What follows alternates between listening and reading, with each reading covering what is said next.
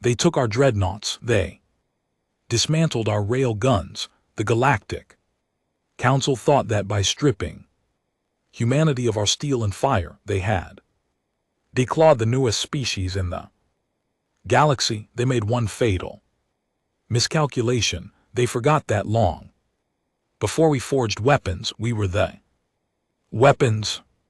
The ink on the Treaty of Sirius had barely dried, yet the humiliation was already calcifying into history. Ambassador William Hastings, a former United Nations diplomat, sat in the sterile luminescent halls of the Galactic Council staring at the digital mandate that had just stripped Earth of its teeth when humanity breached the faster-than-light barrier in 2142. They did not find a galaxy of peaceful explorers. They found a bureaucracy of ancient paranoid species, the Council, who viewed humanity's rapid technological advancement not as a marvel but as an existential threat. The Council had watched Earth's turbulent history, the world wars, the Cold War, the localized corporate skirmishes. They had analyzed the schematics of the Lockheed Martin Mach 7 orbital rail guns, the DARPA designed localized singularity drives, and the General Dynamics autonomous swarm drones. To the Council, humanity was a species of brilliant, unhinged weaponsmiths. Ultimatum was simple: disarm or face total blockade and inevitable glassing from the Council's synchronized fleets. Humanity, exhausted from centuries of internal strife and eager to join the interstellar community, capitulated under the oversight of alien auditors. The dismantling began. The vast shipyards orbiting Mars, once funded by megacorporations like SpaceX and Boeing, were converted into agricultural hubs. Earth dreadnoughts were stripped of their depleted uranium plating. In exchange, the Council provided humanity with civilized technology, sublight deflector shields, and non-lethal ionic stunners, devices designed to subdue, never to kill. To the rest of the galaxy, the humans were now docile. They were a defanged curiosity, relegated to piloting deep space freighters and mining barges. Captain Nathaniel Hayes stood on the bridge of the USC Magellan, a heavy transport vessel hauling raw iridium from the outer rim. Hayes was a veteran of the Orbital Guard, a man who had trained on tactical simulators the Council had outlawed. Now his ship was protected by nothing more than a Council-issued deflector screen, a translucent blue bubble that felt more like a cage than a shield. Captain, the voice of his chief helmsman Elliot Harper broke through the hum of the bridge. We are approaching Sector 4. The anomaly sensors are picking up scattered thermal blooms, signatures don't match Council patrol vessels. Hayes leaned over the console, his jaw tight. Pirates, likely the Vrox. Harper replied, her fingers dancing across the navigational panels. They've been raiding unarmed freighters along this route for months. The Council patrols conveniently look the other way.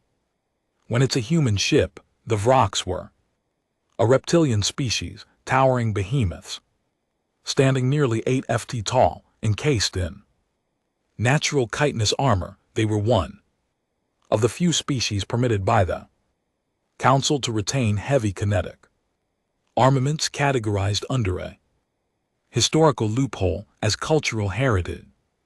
Tools. To the Vrox, human ships were nothing more than floating loot boxes. Reroute power to the deflector screen, Hayes ordered, his voice steady, and prep the ionic stunners. Not that they'll do much good against Vrox plating. Down in the engineering bay, Chief Engineer Dominic Wright was already bypassing the safety limiters on the ship's primary fusion drive. Dominic, a former propulsion specialist for the Boston Dynamics Aerospace division, knew the Magellan inside and out. He knew the ship was slow, he knew the shields were weak, and he knew the stunners were a joke. But Dominic, like Hayes, also knew a secret buried deep in the archives of human biology, documented by institutions from the Mayo Clinic to the World Health Organization. The Council had banned every weapon humanity had ever engineered. They hadn't banned humanity itself. Captain Dominic's voice crackled over the comms. If those rocks board us, the stunners won't penetrate their scales. We're going to have to do this the hard way. Hayes looked out into the black abyss of space, watching the thermal blooms on the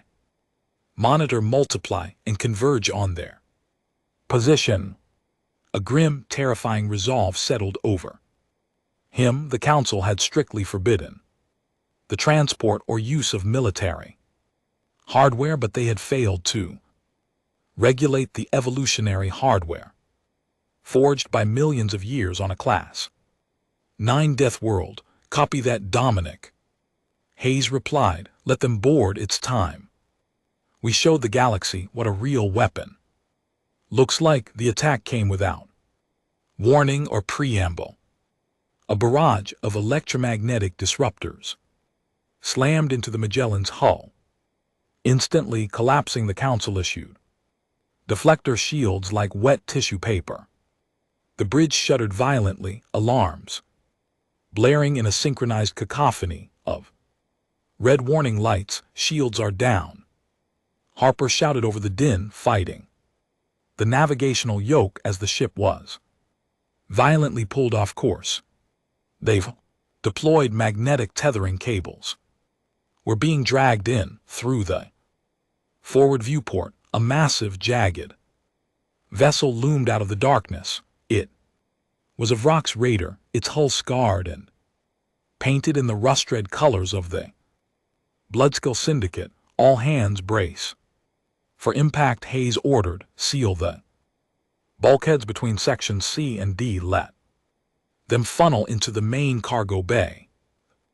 Deafening crunch of metal tearing through metal echoed through the Magellan as the Vrox boarding tube locked onto the human freighter's airlock. The Council regulations dictated that, in the event of a boarding action, the crew was to surrender, hand over their cargo, and await rescue. But Hayes had read the historical reports of Vrox raids. They rarely left survivors. They viewed humans as fragile, soft-skinned mammals, easy prey to be harvested along with the iridium. Captain, they're burning through the primary airlock, Harper reported, her eyes fixed on the internal telemetry. Estimated breach in 30 seconds. Elliot, initiate Protocol Icarus, Hayes commanded softly. Protocol Icarus wasn't a weapon system, it was a series of environmental adjustments. The Galactic Council favored a standard gravity of 0.6 gs, suitable for the delicate, hollow bone species that made up the majority of the galaxy. Human ships were mandated to maintain the standard to accommodate alien inspectors, disabling inertial dampeners and resetting artificial gravity to Earth normal 1G. Harper confirmed, her hand hovering over the console, increasing oxygen concentration in the life support mix to 24%. Let's give the boys downstairs a little extra fuel. In the cargo bay, Dominic Wright stood with a handful of crewmates. They weren't soldiers, they were mechanics, cargo handlers, and navigators. But as the gravity shifted, pinning them heavier to the floor, a collective biological switch was flipped. The heavy blast doors groaned as plasma cutters sliced through the Reinforced steel, sparks rained down in brilliant showers, illuminating the dark cavernous bay. "Remember," Dominic said to his team, picking up a massive 3FT long titanium torque wrench. Standard tool for fusion engine. Maintenance, the council banned kinetic. Rifles, they banned monomolecular. Blades, they didn't ban hand tools. The blast door blew inward with a concussive boom. Smoke billowed into the cargo bay, followed immediately by the terrifying silhouettes of the Vrox Raiders. They were massive, 8 ft of scaled muscle, wielding heavy plasma casters and serrated boarding pikes. They hissed, their slit pupils adjusting to the dim light, expecting to see cowering humans, begging for mercy. Instead they found dead silence. The lead Vrox stepped forward, raising its plasma caster. It fired a warning shot that seared past Dominic's shoulder, striking the bulkhead. The heat was blistering, but Dominic didn't flinch. In a fraction of a second, the human endocrine system, refined by millennia of apex predation on a hostile planet, kicked into overdrive. The amygdala sent a distress signal to the hypothalamus. The adrenal glands, sitting atop the kidneys, dumped a massive concentrated dose of epinephrine and cortisol directly into the bloodstream. Heart rate spiked from 70 to 160 beats per minute. Bronchioles dilated, pulling in the oxygen-rich air Harper had pumped into the room. Pupils dilated, allowing for maximum light absorption and motion tracking. Pain receptors were instantly dampened, and blood flow was violently redirected from the digestive system to the major muscle groups. To the Vrox, they were just watching humans stand there, but beneath their skin the humans had just transitioned from harmless civilians to hyperlethal kinetic engines. Dominic didn't yell, he didn't hesitate, he lunged. The Vrox commander barely had time to register the movement. By the time it tried to aim its weapon, Dominic had crossed the 20 ft gap with terrifying explosive speed. The Vrox were adapted to 0.4 G environments. Earth's 1 G gravity was already pulling on their heavy frames, making them sluggish, dragging their weapons down. Dominic swung the titanium wrench like a baseball bat. The sound of the impact was sickening, a wet echoing crack of metal shattering chitinous plating. The Vrox commander, a creature weighing nearly 500 lb, was lifted off its feet and thrown backward, its skull partially caved in. The invasion had begun, but the Vrox quickly realized they were not the predators in this room. Panic is a concept universally understood by sentient life, but the Vrox had never experienced it at the hands of a mammal. As their commander fell, the remaining 5 raiders in the vanguard hissed in shock, raising their plasma casters, but human reaction times, fueled by the adrenaline dump, were operating on a latency that bordered on precognition to the sluggish reptilians. A cargo handler named Miller, a former heavyweight boxer from Chicago, ducked under a searing beam of plasma. The shot grazed his shoulder, instantly vaporizing the fabric of his jumpsuit and leaving a brutal degree burn by all known counsel. Medical metrics, a wound of that severity should have induced instant systemic shock and incapacitation. The pain alone would have caused an avian or centaurian to pass out. Miller barely grunted. The endorphins flooding his nervous system acted as an organic military-grade combat stimulant. He didn't retreat, he advanced, stepping inside the guard of the Towering Vrox, Miller planted his feet, engaged his core, and unleashed a devastating right hook directly into the alien's unprotected throat. The sheer kinetic energy generated by the human skeletal structure, dense calcium-rich bone propelled by tightly coiled muscle fibers, was something the Vrox armor hadn't been designed to withstand. Blunt force trauma. The alien's trachea collapsed with a wet snap, and it dropped to the deck, gasping for air. Up on the bridge, Hayes watched the security feeds with cold precision. Elliot, the secondary boarding party, is moving through corridors E and F. Drop the temperature in those sections to -10 degrees C.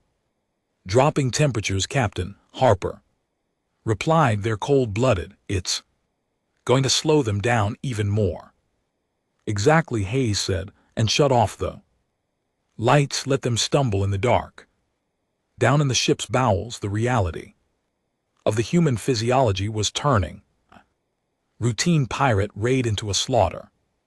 The Council had confiscated human firearms, deeming them barbaric mass accelerators. What they failed to understand was that humans themselves were mass accelerators. A human throwing a dense object or swinging a heavy tool generated kinetic outputs that rivaled low-grade ballistic weaponry. A Vrax soldier managed to impale a human mechanic. Sarah is banned. A mechanic named Jordan through the thigh with a serrated boarding pike. Jordan screamed, blood spilling onto the grated floor. The Vrax sneered, moving in for the kill. But Jordan didn't die. He didn't go into shock. He reached down, grabbed the shaft of the pike buried in his own flesh, and with a guttural roar wrenched it out of the alien's grasp. The sheer biomechanical torque a human could produce under mortal threat was mathematically impossible to the Vrax. Jordan swung the blunt end of the heavy pike upward, shattering the alien's jaw. The remaining raiders began to retreat. This was unnatural. The humans were shrugging off fatal burns. They were lifting objects that should have broken their spines. They were surviving in gravity that felt like a crushing weight and breathing air that was thick and heavy. Dominic, covered in alien blood and his own sweat, stalked forward, the titanium wrench dripping. "They're falling back," Miller yelled, clutching his burned shoulder, breathing heavily. The lactic acid was beginning to build up in their muscles, but the human cardiovascular system was a marvel of endurance, unlike the Vrox, who relied on short explosive bursts of energy and quickly overheated. Humans could sweat. They could regulate their body temperature and keep fighting long after other species would collapse from thermal exhaustion. "Don't let them reach the airlock," Dominic ordered. "If they get back to their ship, they'll just blow us out of the sky." The humans gave chase. It wasn't a tactical retreat by the Vrox. It was a desperate flee from monsters. The hallway was dark, freezing cold, and the aliens were lethargic, their cold-blooded metabolism crashing in the sub-zero temperatures Hayes had initiated. When the Council auditor, a tall, slender being named Administrator Callan, later reviewed the security footage of the Magellan, he would be physically sickened. He would watch his unarmored humans hunted down heavily armed Vrox pirates.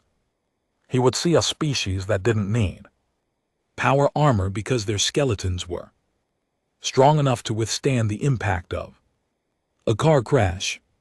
He would see a species that didn't need combat drugs because their brains naturally synthesized compounds more potent than anything cooked up in a lab by General Electric's biomedical division.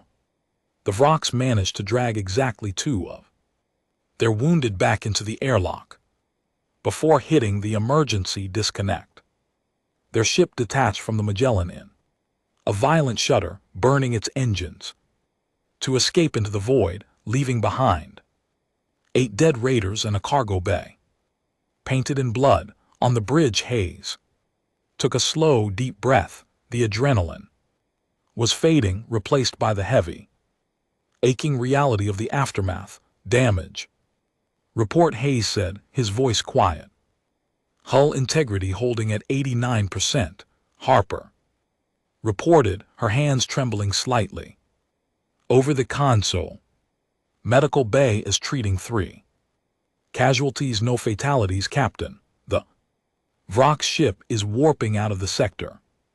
They ran. Hayes nodded slowly, looking out at the stars. Humanity had played by the rules. They had used no guns, no explosives, no banned technology. They had simply existed in their natural state. Sent a transmission to the Galactic Council, Hayes said, a hard edge returning to his voice. Log the incident. Tell them we were boarded and we repelled the invaders using standard ship maintenance equipment. When the report hit the Council's desks, the truth would begin to dawn on the ancient bureaucrats. The Edict of Serenity hadn't declawed humanity, it had merely forced them to take off their gloves.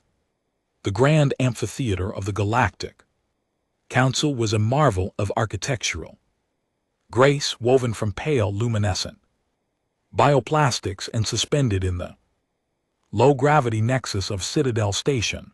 It was designed to evoke a sense of boundless tranquility. Today, however, the air in the chamber was thick with a palpable, suffocating dread. At the center of the amphitheater, a massive holographic projection played the security footage from the USC Magellan on an agonizing, continuous loop. Ambassador William Hastings stood calmly at the central podium, his hands resting lightly on the polished railing. He watched as the alien dignitaries, representatives of 50 different star systems, stared in horrified silence. Up on the projection, Dominic Wright was shattering a Vrox commander's skull with a titanium torque wrench. The violent concussive force of the blow was accompanied by a digital readout of the kinetic energy transferred. The numbers were glowing at harsh, flashing red, indicating forces that violated all known safety parameters for biological entities. Director Gideon, the High Auditor of the Council, stepped forward. Gideon was a tall, willowy being, his skin a translucent shade of lavender. He relied on a sophisticated anti-gravity harness just to support his own skeletal structure in the Council's standard 0.6G environment. He pointed a trembling, elongated finger at the hologram. This is an abomination, Gideon stammered, his translated voice echoing through the chamber.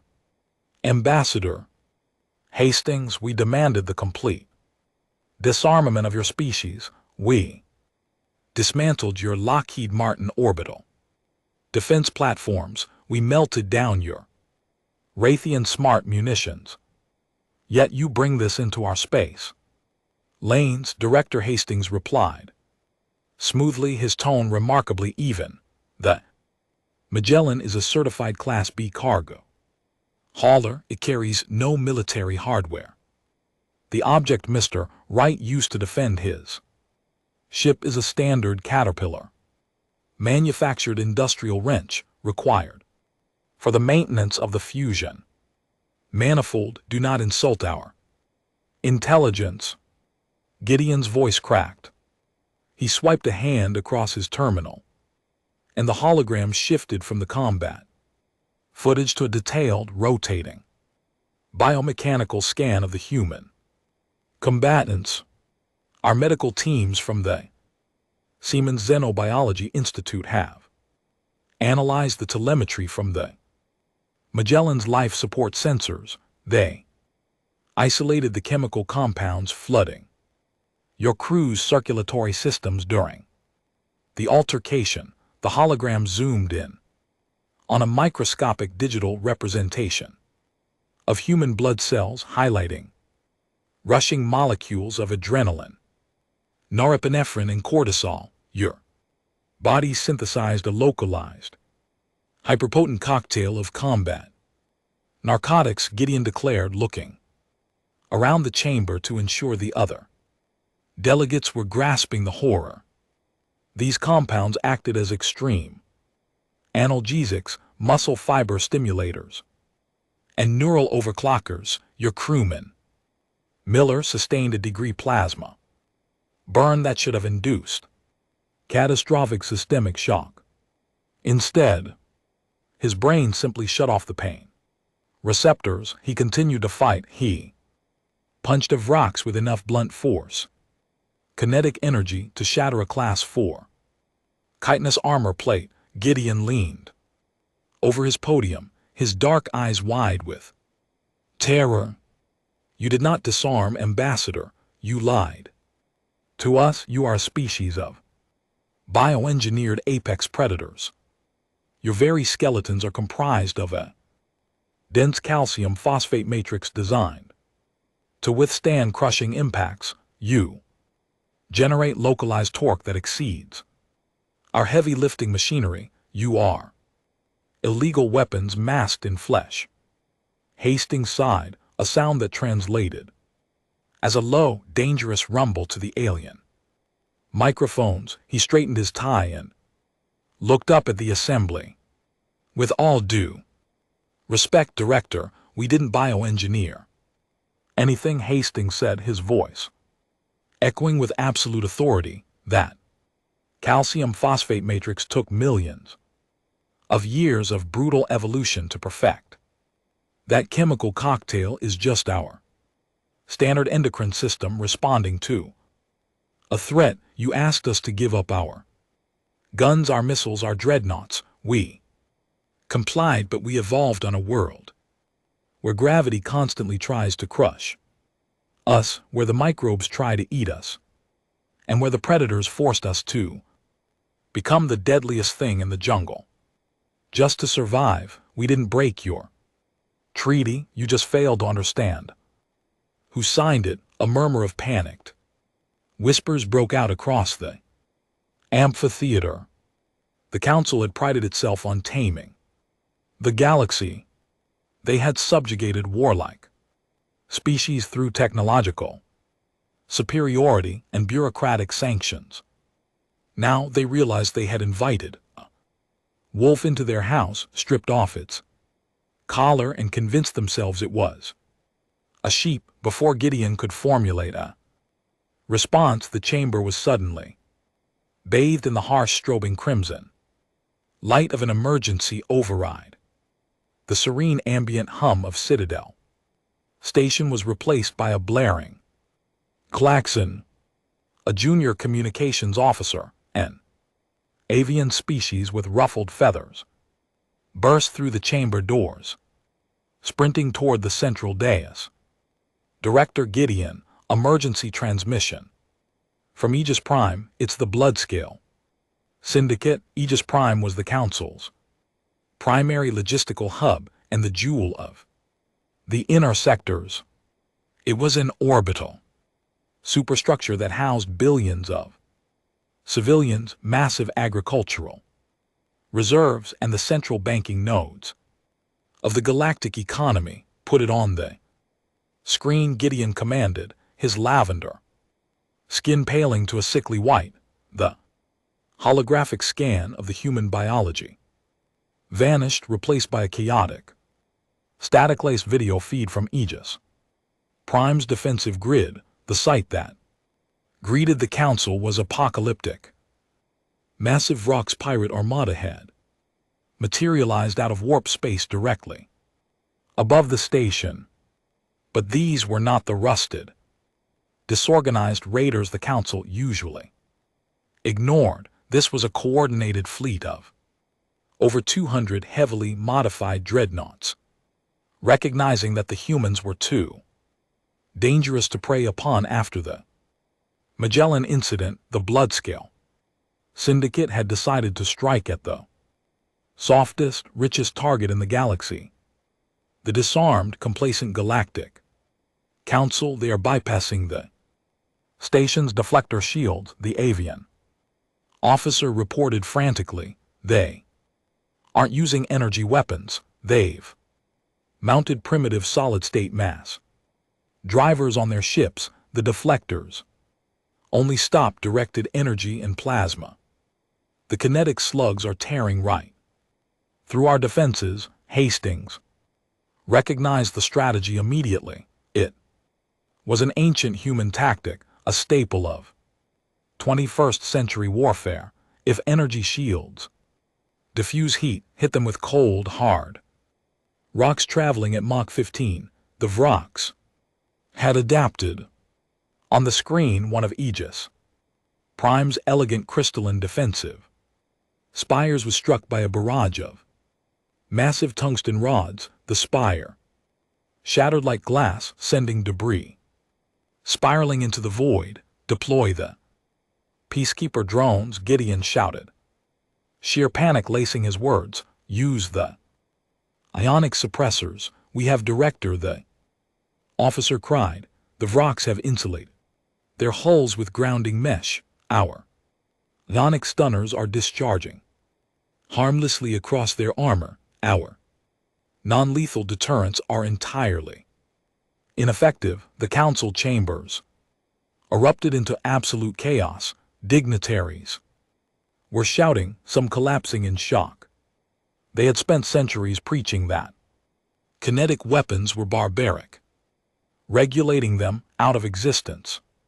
Now, faced with a barbaric enemy that didn't play by their civilized rules, they were entirely defenseless. They were watching the systematic slaughter of their most important stronghold. Hastings watched the feed, his eyes narrowing. The Vrock ships were launching boarding pods, slamming them directly into the residential sectors of Aegis Prime.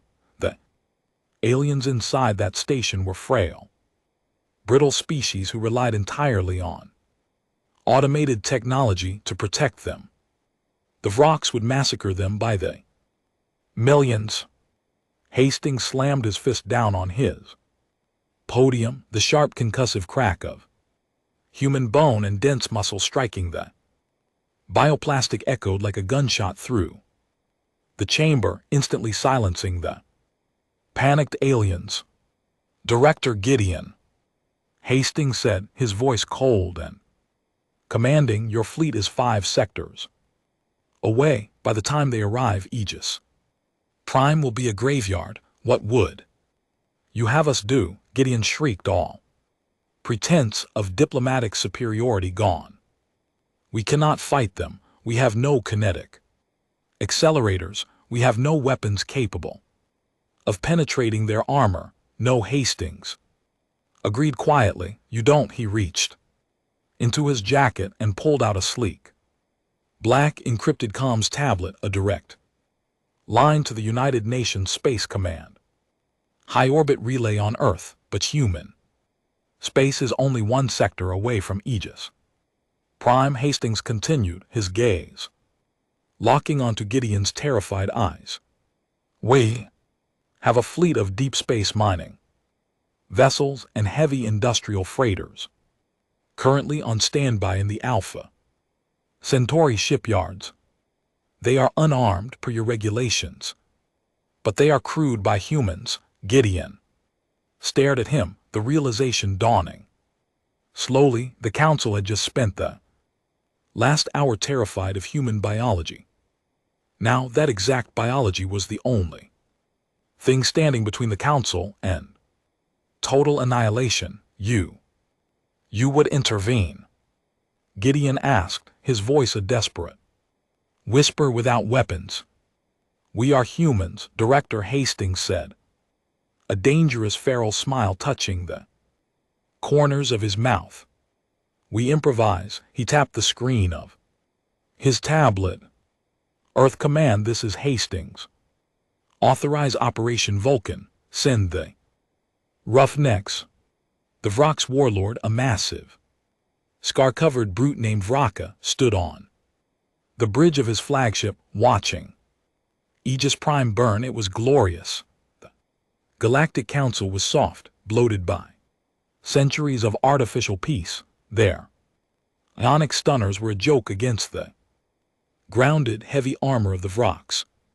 Dreadnoughts, his boarding parties were already sweeping through the stations. Promenades encountering zero resistance, the wealthy hollow-boned politicians and merchants of the inner worlds were surrendering without a fight. Warlord, his sensor officer, hissed. Multiple warp signatures detected, exiting slipspace on our port flank. Vraka grinned, baring his serrated teeth. The Council fleet, excellent, let them come. Our masked drivers will tear their fragile cruisers to shreds. Negative. Warlord, the officer replied, his slit pupils widening in confusion. The transponder codes. They are human, but they are not military vessels. They register as Class A heavy industrial mining barges. Vraka let out a booming laugh. The humans. The rumors from the Magellan had spread through the syndicate, but Vraka had dismissed them as exaggerated ghost stories told by incompetent cowards. Now the humans had brought flying rocks to a dreadnought fight. Target their ships, Vraka ordered. Burn them out of the sky. In the blackness of space, the human fleet arrived. They were not elegant. They did not have the sleek aerodynamic curves of Council ships or the jagged predatory aesthetics of the Vrocks. They were brutal, ugly, utilitarian monstrosities built for one purpose: tearing asteroids apart in the harshest environments imaginable. At the vanguard was the USC Leviathan, an ultra-heavy asteroid cracker owned by the deep space mining conglomerate Weyland-Yutani. Orbital, it was a massive block of reinforced tungsten and dense core armor plating designed to survive the impact of micrometeors while drilling into volatile planetoids. Commander Harrison, a grizzled veteran of the belt mining operations, stood on the bridge of the Leviathan. He wasn't wearing a crisp military uniform. He was strapped into a heavily padded shock chair, wearing a high-G compression suit. Incoming plasma fire. Commander, his tactical officer reported. Divert all auxiliary power to the forward navigational deflectors. Harrison barked, chomping down on an unlit cigar. They want to throw heat at us. This ship was built to dive into the corona of red dwarfs to mine solar flares. Let's see what their armor is made of. Helm full, emergency thrust, ramming speed. Vraka watched in disbelief as the human fleet didn't adopt a defensive formation. They didn't attempt to flee. Instead, the massive, boxy mining ships ignited their primary fusion drives, accelerating to a velocity that was entirely suicidal. They are not stopping, the Vrock sensor officer screamed. Their trajectory intersects our line. The Vrock's plasma battery slammed into the Leviathan, washing over the thick tungsten hull.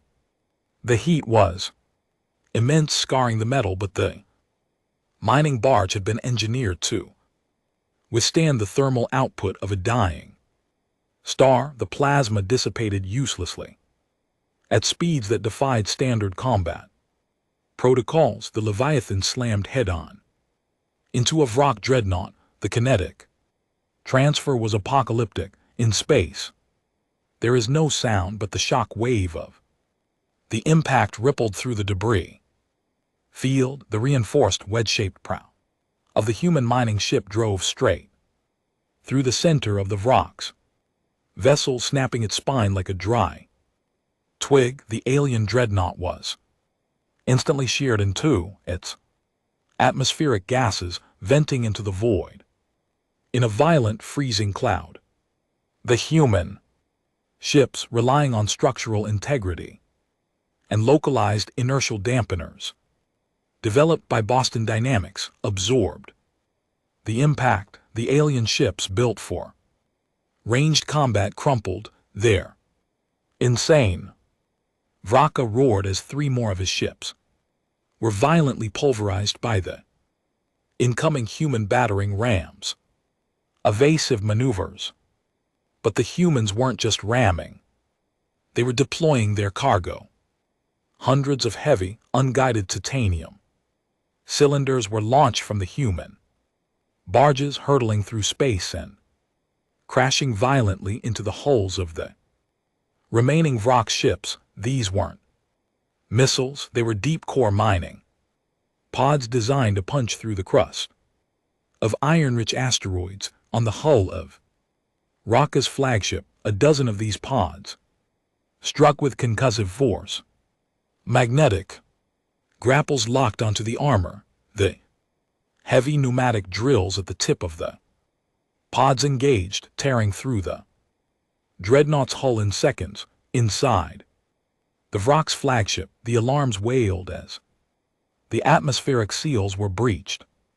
Vraka drew his heavy plasma sword, rallying his elite guards around the breach point in the main corridor. He expected soldiers, he expected highly trained operatives. The doors of the mining pods blew open with explosive charges. Outstepped the humans. They were not soldiers, they were asteroid miners, riggers, and heavy machinery operators. They were clad in bulky, mechanized EVA hazard suits manufactured by Caterpillar exoskeletons designed to allow a human to lift 3 tons of raw ore in zero gravity. The suits were painted in hazard yellow and covered in soot and grease. The humans were armed with industrial tools, high-pressure hydro cutters capable of slicing through diamond tungsten arc welding torches that burned at 30,000 degrees Fahrenheit, pneumatic rivet guns that fired foot-long steel spikes with enough force to penetrate solid bedrock. Hold the line. Vraka roared, his cold-blooded heart hammering in his chest as the first human stepped into the corridor of Vrock's elite guard charged, thrusting a boarding pike at the human's chest. The rigger simply caught the pike in the massive hydraulic claw of his exoskeleton. With a flick of the joystick inside the suit, the mechanical claw crushed the steel shaft into splinters. The human then raised his right arm, which was equipped with a dual-phase plasma torch used for slagging heavy metals. A beam of blinding blue-white industrial heat erupted, instantly melting through the Vrock's guard's heavy kinetic armor and vaporizing the alien beneath it. The corridor became a slaughterhouse. The humans advanced with terrifying, methodical precision. The Vrocks fired their plasma casters, but the energy washed harmlessly off the heat shielding of the deep space mining suits. In return, the humans unleashed the raw, unchecked power of human industrial engineering. A rigger named Maxwell swung a depleted uranium core breaker hammer the size of an engine block used to crack geodes into the bulkheads, sending shockwaves that shattered the legs of the alien standing nearby. Another miner opened fire with a rivet gun, pinning screaming Vrock's pirates to the walls with steel spikes meant to hold starship hulls together. To the Vrox, this was not a battle, it was pest. Control, the humans fought with a visceral, savage intensity that defied logic. They weren't fighting for territory, they were fighting with the primal rage of a species that had been caged, belittled, and underestimated. Vraka backed away, his plasma sword trembling in his grasp as the heavy, metallic footsteps of the human exosuits echoed down the corridor. He watched as his finest warriors, aliens bred for slaughter, were dismantled by mechanics and engineers. Using power tools, Commander Harrison's voice crackled over the open frequency, broadcast in standard galactic translation. Blood scale. Syndicate. Harrison growled, "This is the Weyland-Yutani mining fleet. You are illegally parked in a designated council zone. Shut down your engines, drop your shields, and prepare to be boarded and impounded. If you resist, we're going to turn your ships into scrap metal and sell you for parts." Vraka looked around at the carnage. His fleet was broken. Half his ships had been rammed into oblivion, and the other half were currently being systematically dismantled from the inside by yellow-suited demons. The warlord dropped his sword.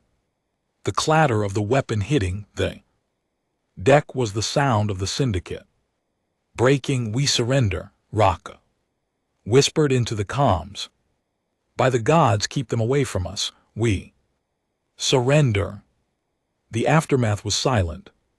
Hours later, the remaining Rocco's pirates had been rounded up, zip-tied with industrial-grade polymer cables, and locked in the cargo bays of the mining ships. The human fleet, battered but victorious, established a defensive perimeter around the heavily damaged Aegis Prime. Back in the galactic council chambers, the silence was absolute. The holographic feed had captured everything. The dignitaries had watched in stunned horror as the unarmed humans had effortlessly annihilated the greatest military threat the galaxy had seen in a century. They realized with sickening clarity the magnitude of their error. The Council had spent years analyzing human weapons, fearing their destructive potential.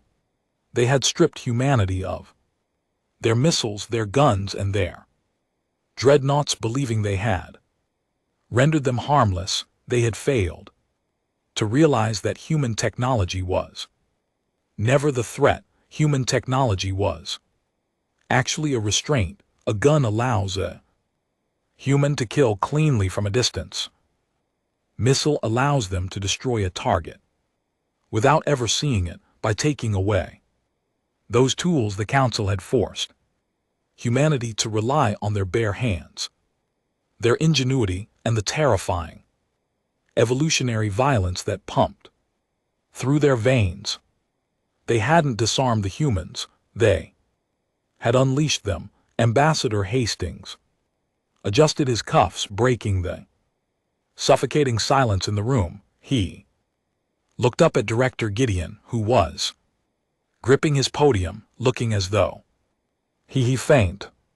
Director Hastings said, his voice ringing clearly through the chamber, "The Vrox threat has been neutralized. Aegis Prime is secure. Our mining fleet will remain in orbit to assist with repairs and structural stabilization." Gideon swallowed hard, his translucent skin practically glowing with sweat. "Ambassador, the Council owes humanity an immeasurable debt.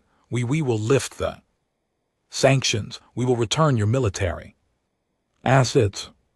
You may rebuild your dreadnoughts." Hastings smiled, a genuine, terrifying human smile. "Oh, I don't think that will be necessary, Director," Hastings replied softly. "I think the galaxy understands. Now we don't need dreadnoughts. We Don't need railguns or smart missiles. Hastings turned his back on the central podium, walking slowly toward the exit of the amphitheater. He paused at the heavy bioplastic doors, looking back at the gathered assembly of the most powerful beings in the galaxy. You see, Hastings said, his eyes gleaming, you can ban our weapons, you can dismantle our fleets, but until you can figure out a way to ban the human spirit, the human mind and human biology, we will always be the most dangerous thing in the dark. The doors hissed shut behind him, leaving the Galactic Council to dwell on the terrifying truth. Humanity didn't need to carry weapons. They were the weapons, and they had just been awakened. What a terrifying realization for the galaxy, they thought. They were caging a beast, but they only took away its leash. If you loved this deep dive into humanity's true, unstoppable nature and want more epic sci-fi stories where Earth completely dominates the cosmos, hit that like button right now, share this with your friends to spread the HFY glory, and don't forget to subscribe to the channel so you never miss our next incredible adventure. Hi, my name is Tran Trung, the owner and manager of Palace Truths. After watching the video, the Council banned human weapons. They forgot humans are the most dangerous weapons alive. _HFY_. I'd really like to know what you think. How did this story make you feel? What I enjoyed most about this story was the idea that humanity's greatest strength was never just technology or firepower. It was adaptability, determination, and the ability to survive under pressure. The Council believed taking away weapons would make humans weaker, but instead, it revealed how dangerous people can become when they rely on creativity and instinct instead of machines alone. I also think the story quietly reminds us not to underestimate others based on appearances or assumptions. Sometimes resilience and intelligence matter far more than raw strength in everyday life. I think that can mean trusting your ability to adapt when situations don't go as planned. Do you think the Council ever truly understood humanity after that moment?